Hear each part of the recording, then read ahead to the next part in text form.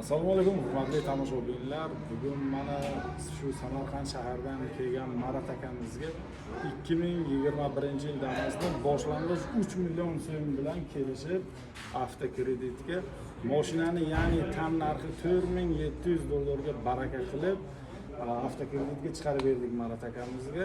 Radnoy kraska bitta joyda petnosi bor, zadniy moz, korobka motorlari yaxshi damasdan baraka qilyapmiz. Marat aka $300 degan edik, 3 millionga qilib berdim. To'g'rimi? Bizdan kamchilik yo'qmi? Yo'q, kamchilik yo'q. Baraka toping. Salom alaykum.